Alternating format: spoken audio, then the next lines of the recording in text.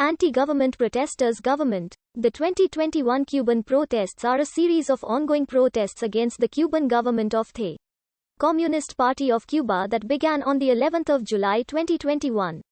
Triggered by shortages of food and medicine and the government's response to the resurgent COVID-19 pandemic in Cuba, the protests have been described as the largest anti-government protests since the Maleconazo in 1994. Cuba began to experience its worst economic situation since the special period due to inefficiency, red tape and sanctions enforced by President of the United States Donald Trump. A monetary reform resulted with high inflation and lines for food began to appear.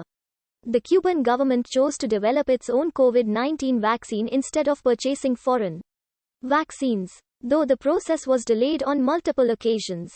As COVID-19 cases began to spread through Cuba, they increased dramatically in the province of Matanzas, a situation that was further aggravated by the shortage of medicines and food.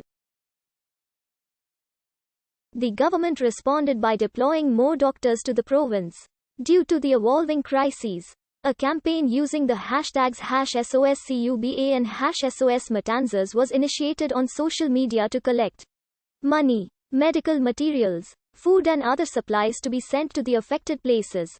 Various international artists such as Don Omar, Ricardo Montaner, Alejandro Sanz, Nicky Jam, J Balvin, Daddy Yankee, Becky G and Mia Khalifa joined the request. The Cuban government recognized the crisis, describing it as very complex, but rejected a proposed humanitarian corridor and described the campaign as an attempt to misrepresent the situation. Instead, Cuba suggested that donations be paid through its government, though the Cuban bank designated for donations was sanctioned by the United States. On the 11th of July 2021, at least 2 spontaneous demonstrations emerged in San Antonio de los Baños, near Havana, and Palma Soriano, in the province of Santiago de Cuba, singing the song Patria y Vida, which has become iconic for the opposition of Castroism. Videos of protesters singing slogans of freedom, down with communism, and we are not afraid were broadcast on social networks. In addition to protesters demanding vaccines, opposition media such as Marti Noticias have published social media videos of protests on the Malecón in Havana, Santiago, Santa Clara, Ciego de Ávila, Camagüey, Bayamo, Guantánamo, San José de las Lajas, Holguín, Cardenas.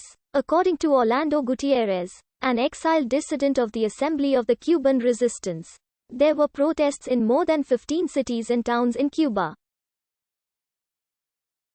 Gutierrez asked the United States government to lead an international intervention to prevent protesters from being victims of a bloodbath. The San Isidro movement called on the people to march to Malecón in Havana. Cuban President and Communist Party First Secretary Díaz-Canel said that the United States' embargo against Cuba and economic sanctions were responsible for the situation leading to the unrest. He also urged his supporters to take to the streets in response to the demonstrations, saying, "The order to fight is given." The revolutionaries to the streets. In a special television broadcast the Cuban government called the protests counter-revolutionary. Younger Cubans comprised the majority of protesters while older generations responded to demonstrations, assisting Cuban authorities.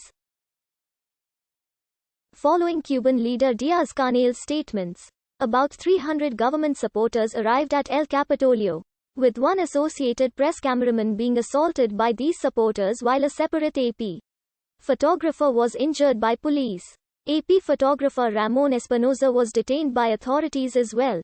San Antonio residents reported that the police repressed protesters and detained several of the participants. In videos circulated on social media, protesters are seen throwing stones at police while reports of authorities beating demonstrators were overheard. By the evening, protests had dissipated. Erica Guevara Rosas, director of Amnesty International for the Americas, declared that internet cuts were reported in places where people had gone to protest, and called on the government of Díaz-Canel to respect the right of peaceful assembly. Republican Senator from Florida Marco Rubio demanded President of the United States Joe Biden to call on Cuba's military to support protesters, while Democratic Senator from New Jersey Bob Menendez said the United States should stand in solidarity with the brave people of Cuba that are risking their lives today for change in their country and a future of Patria y Vida. Cubans residing in Chile marched to the Cuban consulate in Santiago in support of the protests. Large protests in Miami urging United States to provide aid for the protests in Cuba have taken place. Mayor of Miami Francis X. Suarez, a Cuban American, said it was time for a US-led international intervention in Cuba, saying, "We are asking the federal government